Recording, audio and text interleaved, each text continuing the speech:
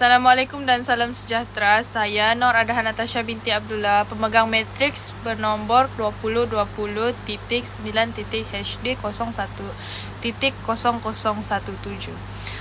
Saya akan membentangkan bagi tugasan individu untuk semester 3, yaitu amalan bersesuaian penjagaan bagi kanak-kanak yang berumur 3 hingga 4 tahun. Terlebih dahulu saya ingin menerangkan tentang maksud amalan bersesuaian penjagaan bagi kanak-kanak, yaitu mengambil kira tentang bagaimana perkembangan kanak-kanak belajar dan berpadanan dengan kandungan dan strategi yang dirancang untuk kanak-kanak dalam program pendidikan awal kanak-kanak. Amalan yang bersesuaian juga merupakan aktiviti melayani kanak-kanak sebagai individu, bukan sebagai kumpulan kanak-kanak.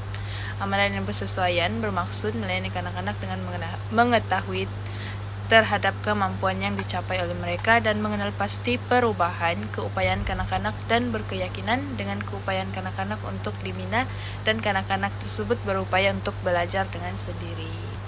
Amalan bersesuaian penjagaan bagi kanak-kanak 3 hingga 4 tahun yang pertama yaitu membina aktiviti berdasarkan minat kanak-kanak tersebut. Seperti sediakan berbagai peluang aktiviti untuk kanak-kanak sama ada untuk mereka meneroka bahan dan konsep. Hal ini kerana menggalakkan kanak-kanak menyatakan masalah dan mencari penyelesaian mengikut pemikiran mereka sendiri. Manakala yang kedua, pengalaman pembelajaran yang aktif di mana program yang sesuai untuk pembangunan di samping kanak-kanak dapat meneroka persekitaran mereka. Kanak-kanak juga dapat memanipulasikan objek sebenar dan belajar melalui pengalaman secara langsung. Kurikulum memberi peluang kepada kanak-kanak untuk meneroka, merenung, berinteraksi dan berkomunikasi dengan kanak-kanak yang lain ataupun orang yang dewasa. Seterusnya yang ketiga yaitu strategi kepimpinan yang berkesan, di mana amalan yang sesuai dengan perkembangan mendorong penggunaan strategi pembelajaran yang bervariasi untuk memenuhi keperluan pembelajaran kanak-kanak. Pendekatan seperti itu boleh merangkumi proses penulisan, pengajaran kemahiran, membaca berpandu, penulisan model, pembelajaran kooperatif, aktiviti pembelajaran bebas, bimbingan dan bimbingan rekan sebaya. Seterusnya, keseimbangan antara aktiviti yang diarahkan oleh guru untuk anak-anak, di mana amalan sesuai untuk pembangunan mendorong gabungan aktiviti yang diarahkan oleh guru dan kanak-kanak.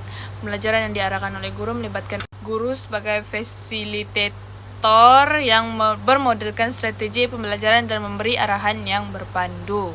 Pembelajaran yang diarahkan oleh kanak-kanak membolehkan kanak-kanak tersebut memikul tanggung jawab untuk mencapai tujuan pembelajaran yang telah diberikan oleh guru tersebut. Seterusnya, kurikulum bersepadu, di mana kurikulum bersepadu adalah kurikulum yang menggabungkan berbagai bidang pengajian dengan merentasi bidang subjek dan menekankan konsep penyatuan. Ia menggabungkan banyak bidang mata pelajaran menjadi satu pengajian yang berhubung kait dan bermakna bagi pelajar.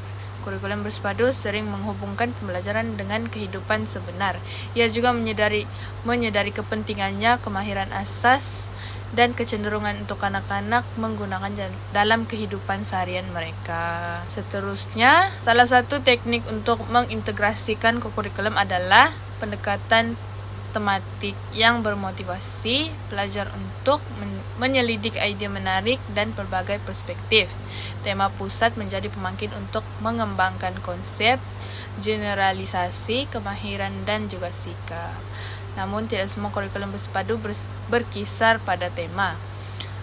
Seluruh bahasa dan tulisan di seluruh kurikulum adalah contoh pendekatan bersepadu yang mungkin atau mungkin tidak melibatkan pendekatan tematik.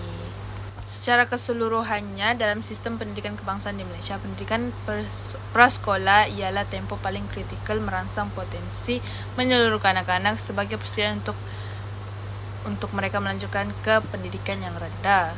Perlu difahami, pendidikan prasekolah merupakan sebahagian daripada pendidikan awal kerana melibatkan kanak-kanak berumur 4 hingga 6 tahun.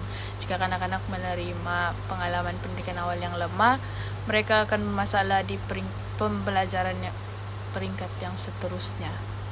Oleh itu, melalui ABP, ia telah menjelaskan bagaimana kepercayaan terhadap pembelajaran kanak-kanak, bagaimana memastikan kanak-kanak berkembang seperti sepatutnya, dan bagaimana membentuk program pendidikan awal sebaiknya untuk memenuhi keperluan kanak-kanak yang berumur dari lahir hingga 8 tahun. Oleh itu, ABP dianggap sebagai kompetensi profesional yang diperlukan oleh guru pendidikan prasekolah bagi meningkatkan kualiti dalam pembelajaran dan pengajaran dan pembelajaran.